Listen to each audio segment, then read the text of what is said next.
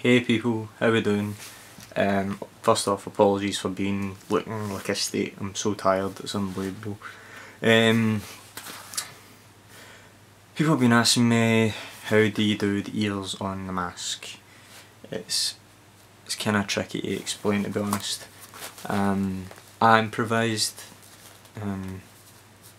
quite a bit, to be honest. It's just do it yourself, think of a way to do it, but I'm going to try and attempt to explain the way I did it, which is going to be kind of difficult since my brain is like total mush today. But here we go. Right, how do you do the ears? Well, I'm going to like focus in now, so I apologise. Right.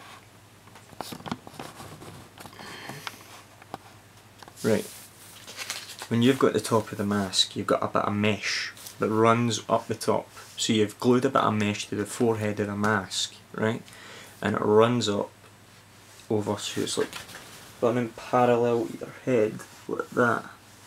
Right, so you're following the contours of your head with a mesh, right? So it creates like a flat ledge at the top, right? You get me? Right, cool.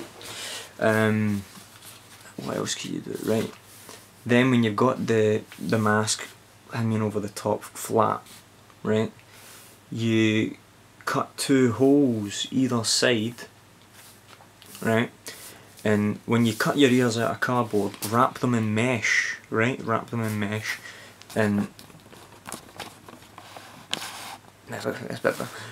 wrap them in mesh before you paper mache them, or else they'll just flop over. And when you paper mache them, when you mesh them, paper mache them, you slot them in, right? So you're going to have 2 dangling ears in the holes on the mesh, right? You don't want that because it's just going to flop over and it's going to be a pain in the bum. So what we do is, this is how I done it. You take a bit of mesh, right? A bit of separate mesh. Doesn't need to be fantastic.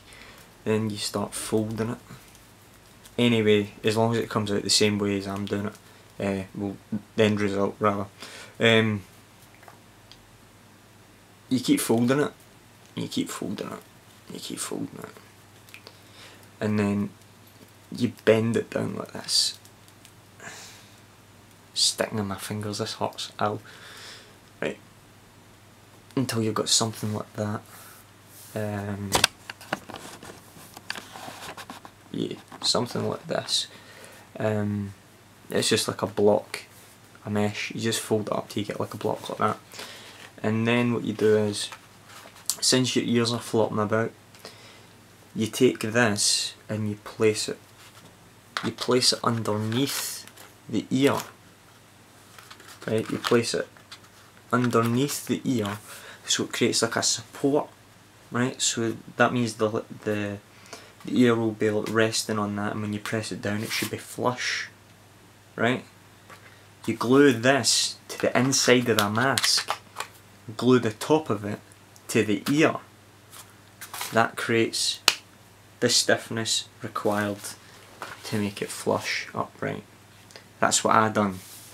You could do it a different way, as long as you get a similar end result. It should be fine though. Any way you do it.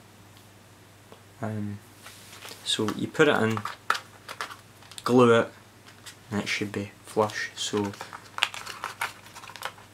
can't get this out. Ooh. Yeah. So this goes underneath. This gets glued up to the mask, and that bit there on the top of the ear gets glued to the front of the thingy-mabobski, the block, spacer, washer sort of thing. And that's it. Then when that's glued, dried, and if you've done the rest, start painting it. And then when it's painted on, do your glaze, and then do the blood, and that's you sorted. That's if you want the blood. Blood makes it look cool. When it's white it's just plain and boring. But I've had also a few people, how can I put it? A few people asking me to do a tutorial from beginning to end, doing one. I don't have the time to do that, I'm sorry. I've got college and I've got work. It's not gonna happen, I'm sorry. It's difficult at the moment. If I'd have done it a year ago, I wouldn't be doing these little videos to correct myself. But there we go. Hope all of you have a good Halloween tomorrow. I haven't been out for Halloween this year. I'm kind of disappointed in myself. I might go out tomorrow night, but I'll need to wait and see. I'm sorry for not speaking clear enough. If you can understand me, I'm so tired. It's unbelievable. I just want my bed.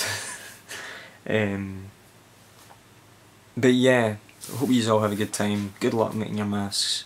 Happy Halloween.